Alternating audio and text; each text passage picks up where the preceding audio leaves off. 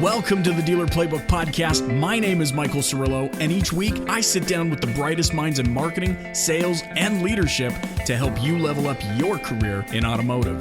Thank you so much for spending your time here with me today. Now let's open up the playbook. Here we go.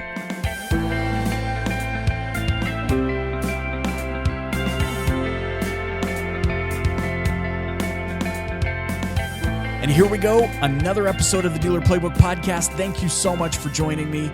I am so glad you're here because today, back for the second time on the show, Coach Micheal Burt. Now, for those of you that remember the first episode, it was all about how to become a person of interest, and there were so many power bombs and nuggets in that episode. Well, today will not disappoint. I'm so excited for you to hear and join the conversation that I had with Coach Burt about how you can get a mentor and what that will do for shaping your career. All that and more in this episode of the Dealer Playbook Podcast. Here we go.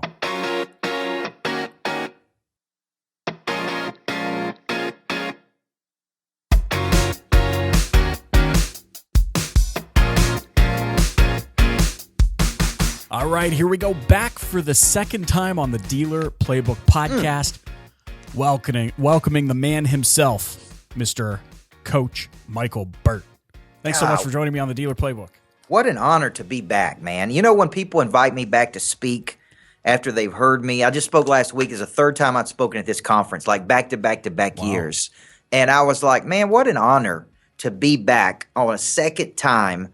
And it just says a lot about you, and I appreciate the opportunity to come back and continue sharing stuff. So thank you, man, for having me back and not thinking I'm yesterday's news, since you had me one time.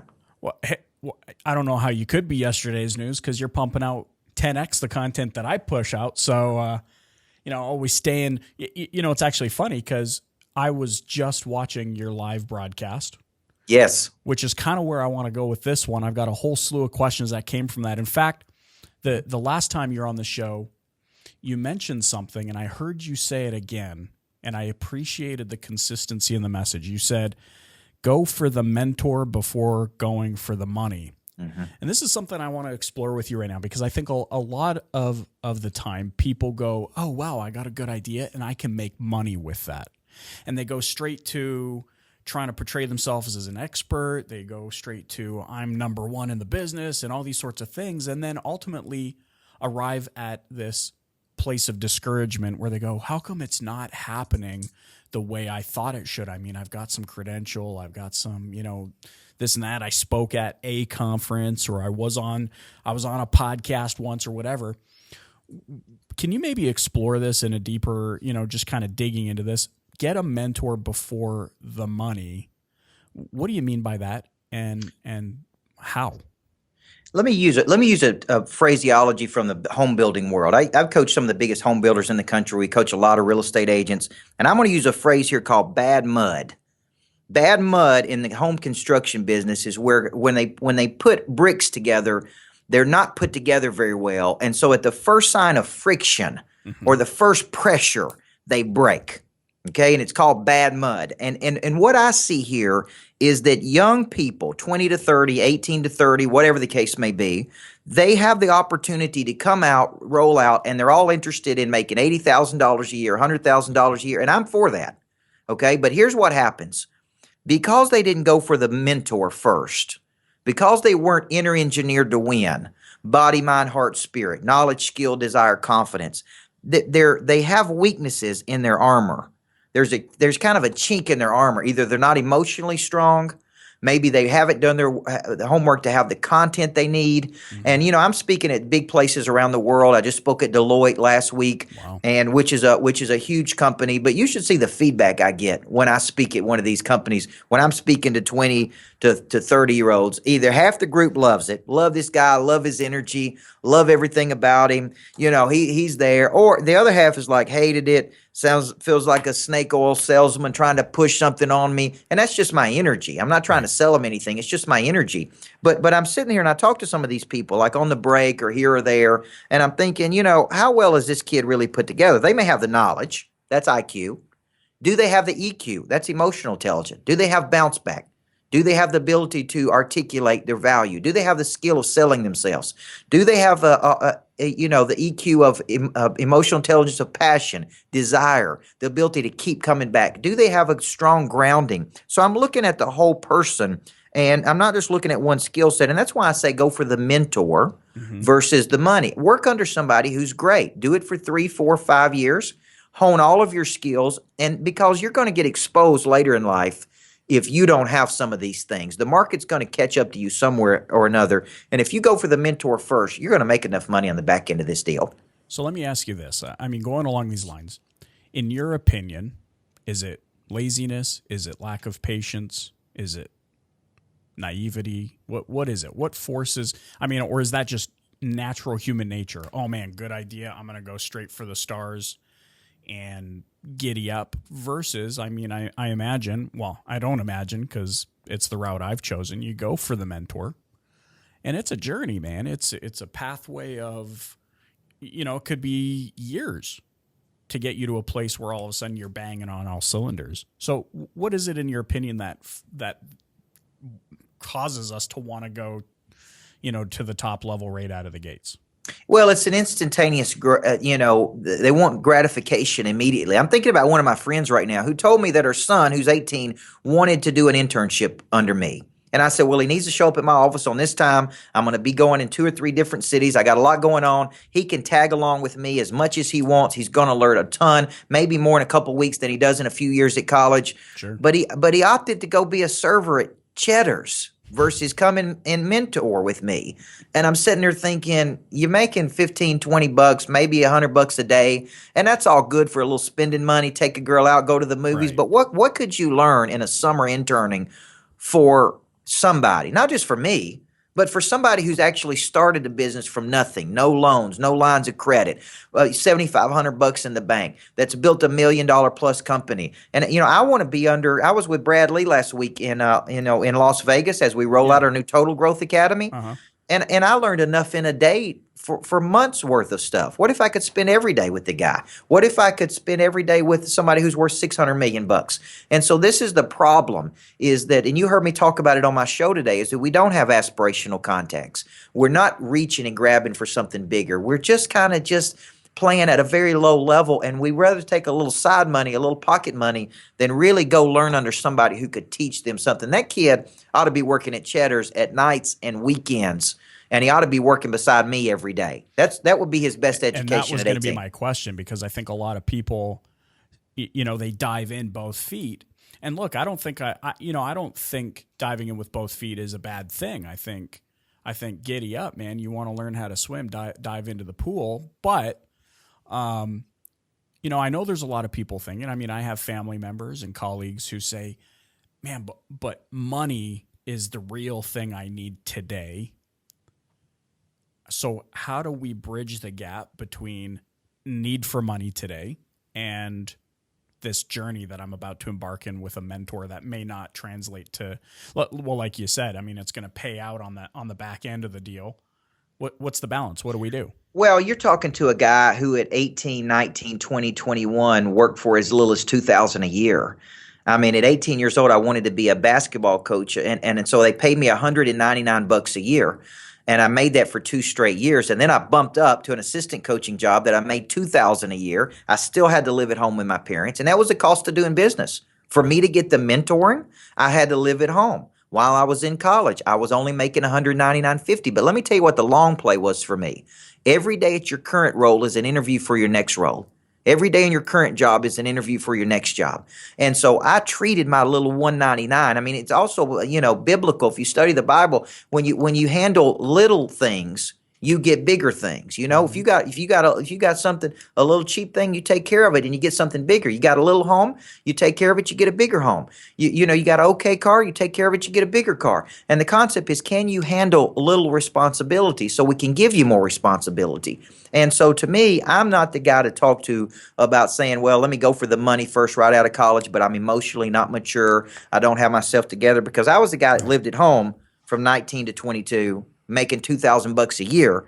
But that set me up to be a head coach at 22 years old. It set me up to start writing books at 25. It set me up to do what I do today because I was willing to sacrifice on the front end to not be bad mud. You know what I'm saying? Yeah. To really have the goods.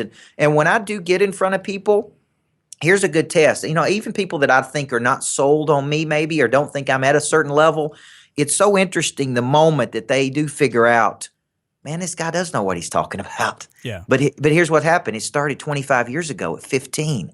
And learning and really inner engineering. Right. It's not fluff or pop-up psychology or cotton candy. Yeah. You know, if you don't have the goods, people can tell it pretty quickly. You can portray you have the goods. And this is what's happening, Michael, on a lot of social media, is that people look like they have the goods. But when you really drill down, what is your hard skill set? What problem can you solve? What can you sell? How can you add unique value? What are your intangible assets that I can't see on social media? Right. That's what I'm looking for. I'm looking for the real deal. What's going on really inside of you? It's funny you say that too. I've had a couple of conversations in the past, 2-3 months with individuals who go, man, I feel like it's not happening fast enough. I've been grinding for the last, 10 years. I feel like I've put my heart and soul into this thing and I just wish I could be further ahead. And it's funny because we see the entrepreneurial journey or the business building journey very transparently now from guys like Gary Vaynerchuk, who's decided to document his entire day to day. And you look at the story of these individuals or Grant Cardone or yourself, the first 10 years was them doing the exact same thing. I mean, you look at Gary V, who was like plucked out of his baseball card business into the family wine business at 15, and he pounded away at that until he was 25, and then he decided to do Wine Library TV for another 10 years, and somewhere along that path he got some credibility and some notoriety and all these things. But I mean, the guy was in the game for like 25 years before it really started to explode, and now people see the Gary V of today, the Micheal Burt of today, the Grant Cardone of today, and they go, oh man, it just seems like it happened so fast for them. They don't see that, like, it's kind of that iceberg thing, right? They see the tip of the iceberg that's above the water, and they don't see everything that happened, the greater mass that happened below the surface. Well, when you think about it, I heard Oprah Winfrey say this. They asked her about the Oprah effect, and they said, how do you create the Oprah effect? And this is a fascinating response she had. She said, one person cannot create a phenomenon. All one person can do is create something so valuable, so compelling, so interesting, that people's response to what they creates the phenomenon. When you think about a Cardone and you look at Cardone's business model, you talking about going out. And I want you people to think about this that see him today. Think about going into a city and going to car dealerships and selling your own tickets to an event. Number one, you got to make the first sale. You got to get the meeting. You got to sell them tickets to come to the event. You got to get them to the event. And then you got to speak for 8 hours, and you do that, 150, 200 times a year? Yeah. And he said there was times that he was so cheap on money that he wouldn't pay the $150 for a lavalier mic. Yeah. And, and I can't even imagine speaking today for 8 hours with no lav mic. That's a brutal business model. When I heard him talk about that, I'm like, man, I don't want to do that, man. I probably speak 100 times a year now, and it's brutal to travel, the airports, the hotels. Sure. So that's what people don't see. And he did that for how many years? How many years did he do that? 20 years? 20, 25 years. So, we're not talking about 20 days. We're not talking about 2 weeks. We're talking about a guy that grinded out for 20 years. Well, what people didn't see about me is starting at 15 coaching, being a head coach at 18, being a head coach for 12 years at one of the biggest high schools in Tennessee. That was my laboratory, man, that I was grinding it out 80 hours a week, studying and testing my models, my hypotheses, trying to see, testing on my players, what would work and what didn't work. I wrote books like everybody else. The first 3 books are just average books, and then I got better, and then I spoke, and then I got better. But it's still this push that you're talking about that people just don't see. It's a 10-year overnight success story. And then one day they break through and it's like, man, that guy's, where did he come from, man? Well, he's been grinding for 20 years, man. That's where it came from. Okay, so let me ask you this. How, you see this all the time, and I'm sure you get it all the time.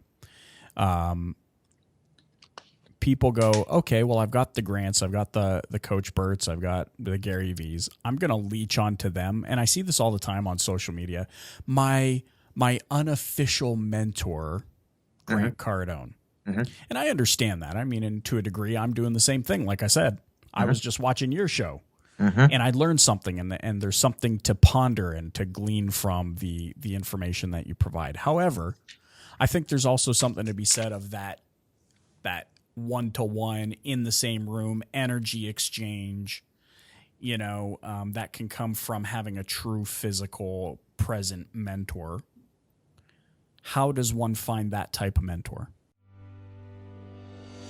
Hey, this is Michael Cirillo from the Dealer Playbook podcast. Don't you find it interesting that the automotive industry's been using the internet to do marketing for like 20 years, yet today everyone's still complaining that it just isn't working the way they hoped it would? Whether the cost is too high, it's time consuming, we're not getting results, the list goes on. And to make matters worse, nobody really knows who they can trust as a marketing partner. Flex Dealer is an inbound marketing agency for car dealers. We've invested over $1 million of our own dollars to identify what works and what isn't working online so that you don't have to. Consumers don't want to be sold or pitched to. They want to be educated and build relationships of trust with you and your people. Not only that, there isn't a one-size-fits-all marketing approach that works for every dealership. Your business is unique, and it's time for car shoppers to know why they should choose you over the competition. So if you'd like your money to go further while simultaneously increasing your sales and influence in your community, my award-winning team would love to partner with you. That's why we're putting together something really special. For a limited time or 20 dealers, whatever comes first, Flex Dealer has a special $6,000 exclusive Dealer Playbook offer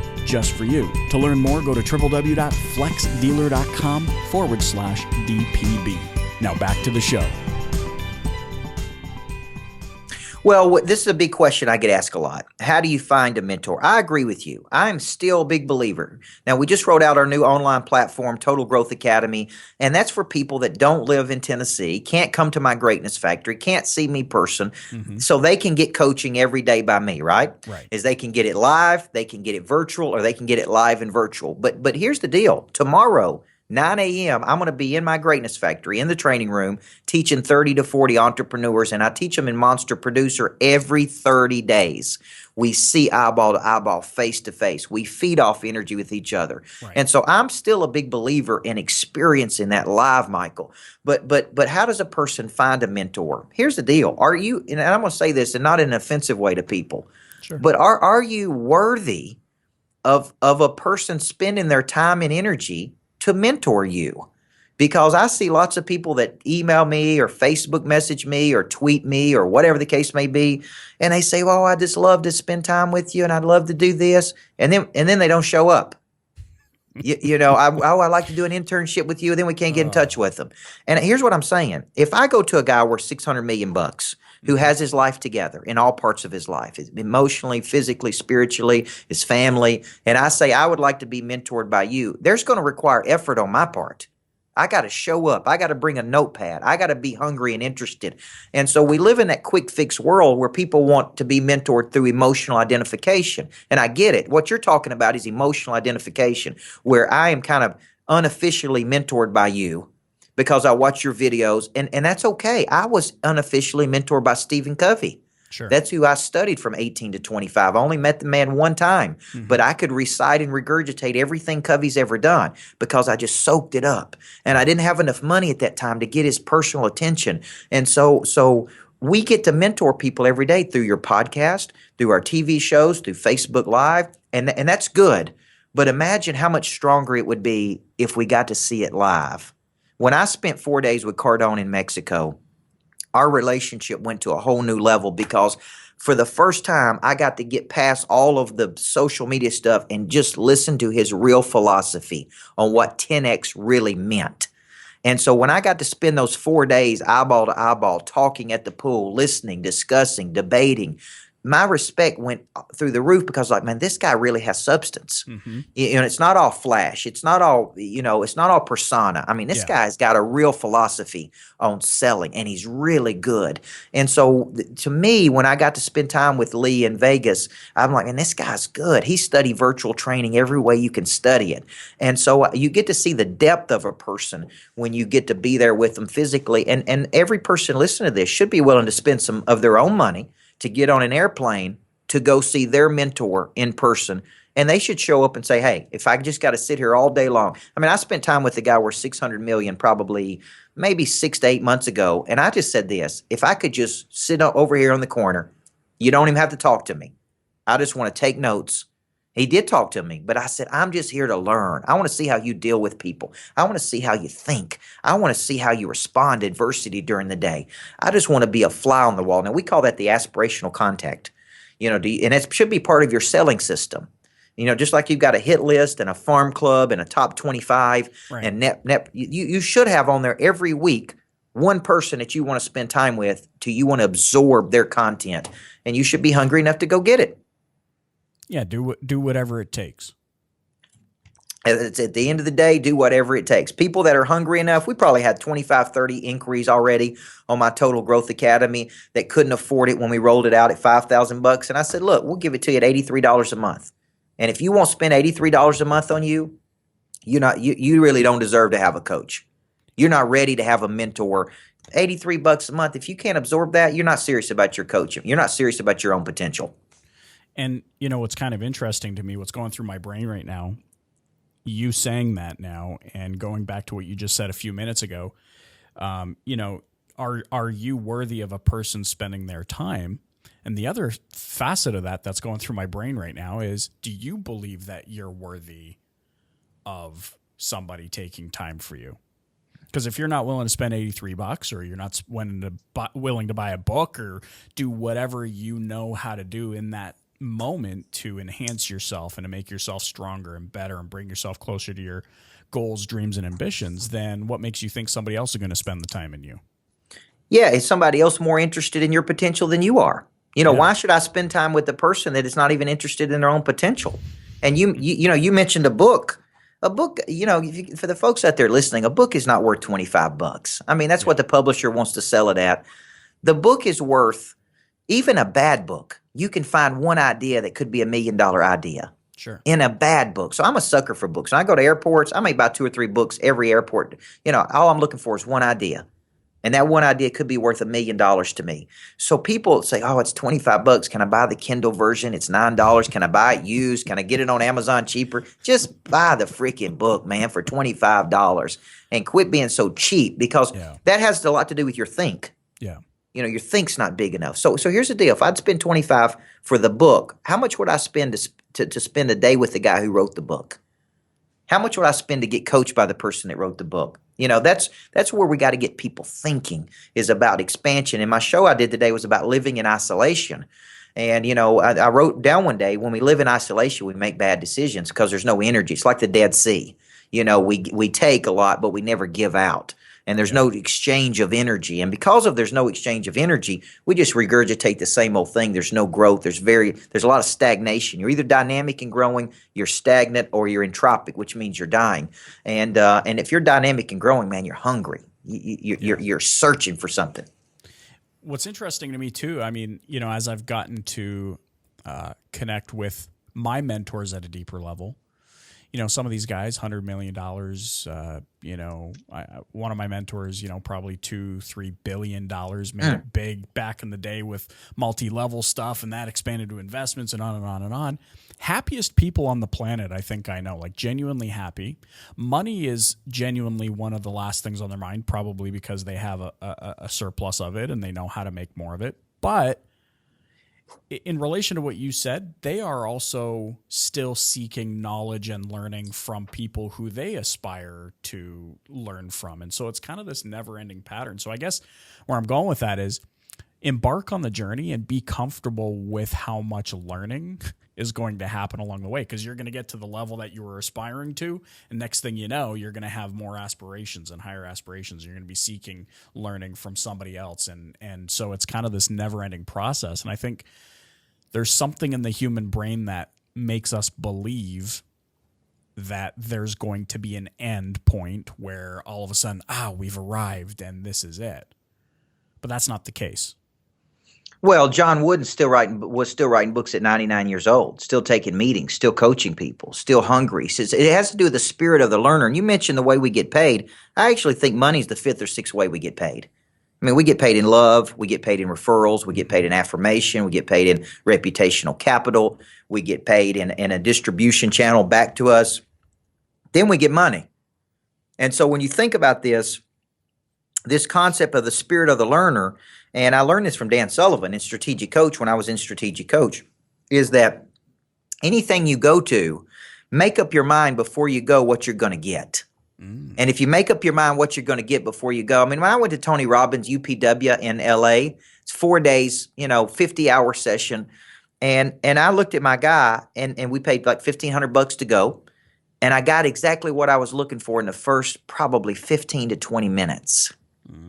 And I looked at him and I said, man, if we left right now, 15 minutes into this, I will have gotten every bit of my $1,500 back from what I already got. But you know why that happened? Because I made my mind up before I went. So many people go up to trainings and they don't like this and I don't like that. I didn't like the way he presented and I didn't like he was too confident and he wasn't confident enough. Sure. Here's the deal. That says a lot about the spirit of the learner.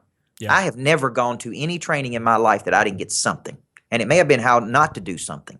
It may have been, one nugget, but it has to do with the spirit of the learner. You can always find something from everything.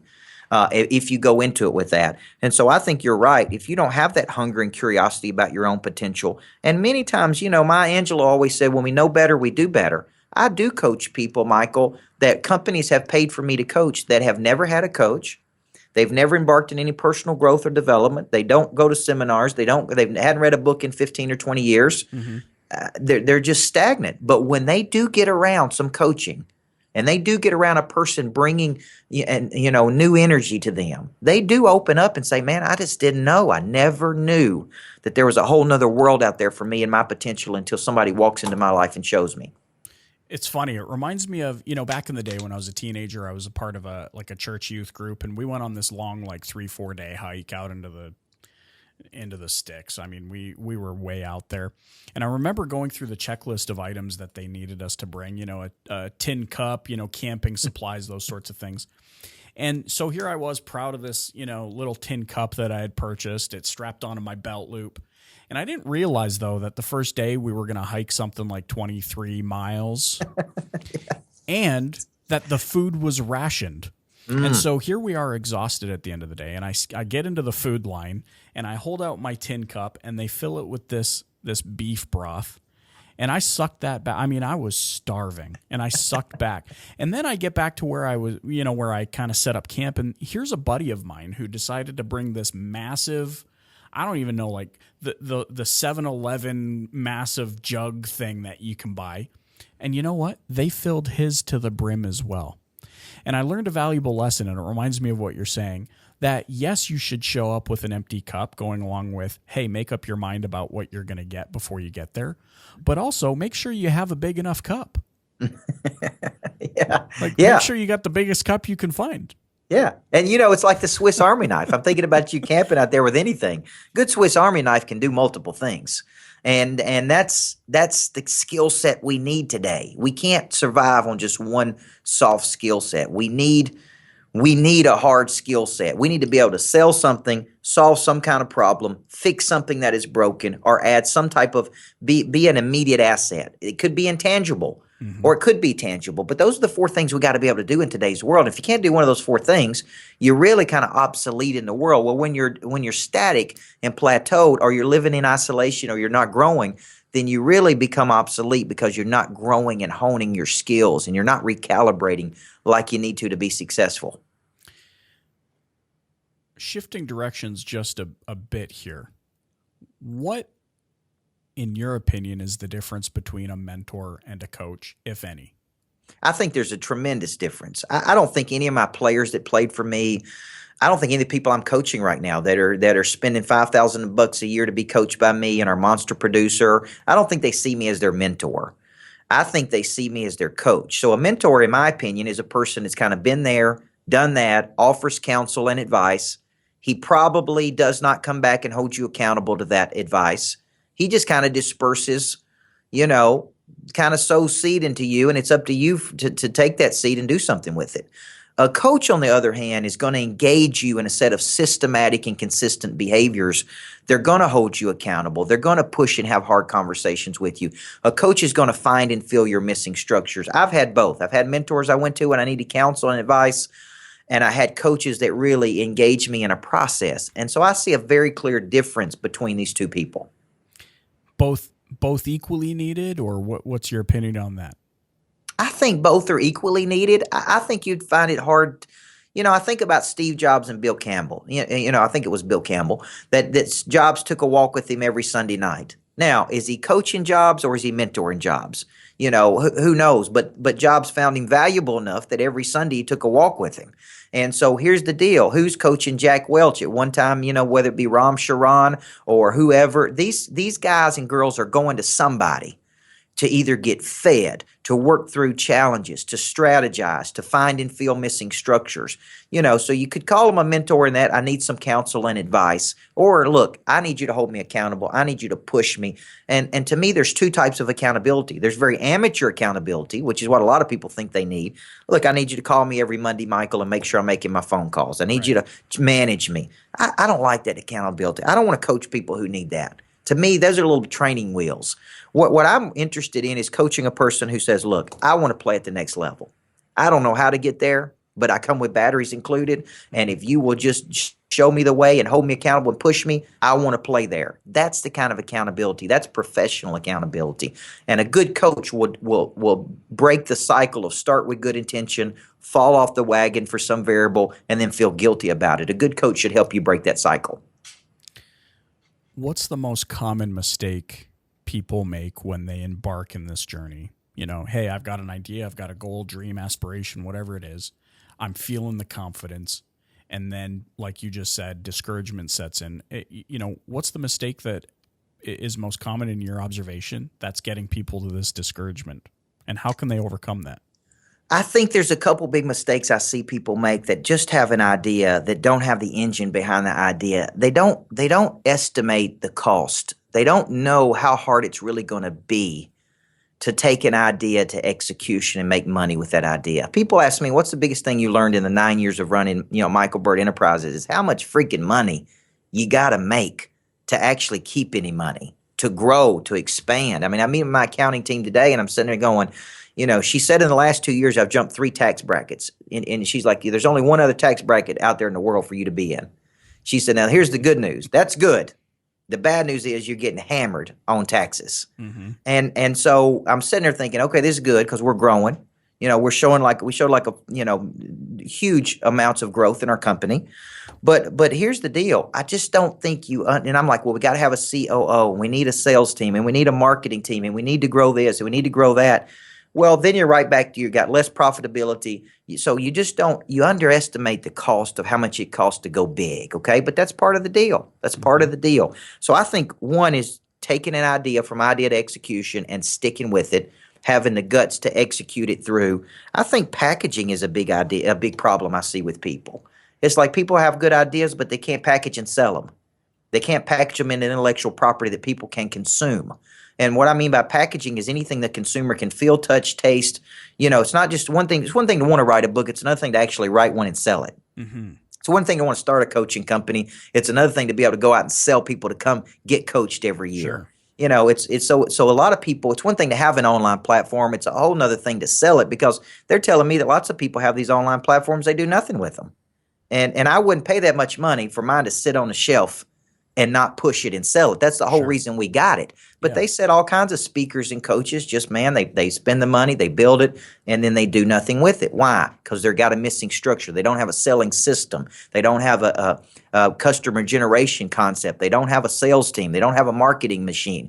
They don't have a distribution channel. So that's a lot of the problem I see with most companies is you got good ideas, but for some reason you just can't bring them to market. Love it. You know what? If I could spend the rest of the day in that, no, I'm kidding. But no, seriously, if I could, that would be incredible. Well, I could. I mean, there's nothing to stop me. But we could talk about this all day. I've got a gazillion more questions that could be asked. And I know these are questions that I get all the time. And so it's refreshing to hear your take, to get some validation, to understand that, hey, look, there's people that are listening and watching to this that are getting that breath of fresh air, like that hope reinstilled in them. Oh yeah, I'm on the right track. It's a journey. It's going to take some time. I'm learning something. I'm gaining. I'm that stone that's being polished right now. And, I think ultimately they'll get to a point where, having applied the things that you're talking about today, it will seem like a light switch to them. I mean, even in my own journey, I can clearly recall the last 10 years of grind and hustle, but then all of a sudden I go, wow, it just seems like things really started rolling overnight. Mm-hmm. So, for those that are interested, you've mentioned your academy a couple of times here. How can those listener watching get in touch with you? What's the best way to do that? Well, the best way is to go to coachburt.com. And when you click on coaching, this is the way I describe it. And I think people ask, what does a coach do? I get that a lot. What does a coach do? Well, a good coach finds and fills missing structures. I bring missing structures to the equation. And so we coach everything on how you explain your services better to drive up your close ratios, to selling systems, to how to become people of interest, to how to build, maintain, and protect your confidence. Tomorrow, I'm teaching how to scale and sell a company in the first 7 years. And so that's what a coach does for you, is they're basically giving you guidance and structure and strategy on how to go to the next level. And I believe in ongoing coaching relationships, not a one-time hit. So we try to coach people. Now, let's say you're living out there in Phoenix, Arizona, and you say, look, I really like this guy. I like his Southern accent. I like, he's a little bald-headed pit bull, former championship coach. I like him for some reason, and I want to be coached by him. We didn't have a mechanism in place, Michael, to do that. And so we went with Coach Micheal Burt's Total Growth Academy, which is basically high-end virtual training, interactive platform, which has all of my content. So imagine getting my program Monster Producer, which is a 1-year program in there, Person of Interest, Zebras and Cheetahs, my selling system. We've got a faith and devotional series for people in there that want to start their day off with their faith and devotion. We got Monster Operations. So the reason I call it Total Growth Academy is because it literally has something for every person. It's not just a sales platform. Sure. It's not just, it's really for a person that says, man, I want to go to the next level. And I like this guy. And so that's really what we have in the Total Growth Academy. And we're doing the deal right now at $83 a month. I think it's a fair deal. It's 1 year's worth of coaching for $83 a month. We had a bunch of people sign up this week and last week. And you can get all of that at coachburt.com. You just click on, virtual, live, or hybrid. If you want me to come speak, I'm speaking all over the country as well. And so you can experience it 3 different ways, but coachburt.com is the best place to go. Love it. Coach, thanks so much for joining me on the Dealer Playbook. Hey, thank you, man. You're great. You do. I like your stuff. You're very cerebral. You think through things. You very well thought out. It's the swag, man. It's the swag right here, man. It's all the energy pouring into your head, man. I love it. Thank you for having me.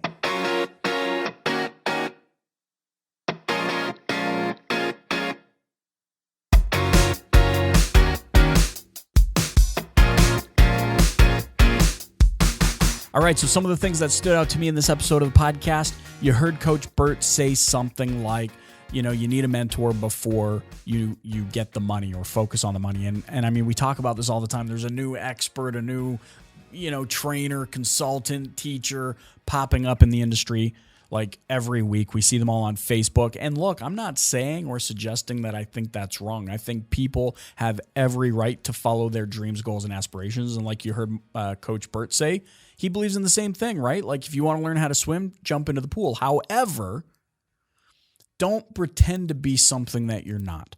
Embark in the journey of, being the stone that's in the river getting polished, and be okay with it and do whatever it takes to constantly get yourself to the next level. I'm a firm believer that a small step is still a step, and you need to be comfortable with the risk and the heartache and the pain and the grind associated with getting to your goals, dreams, and ambitions.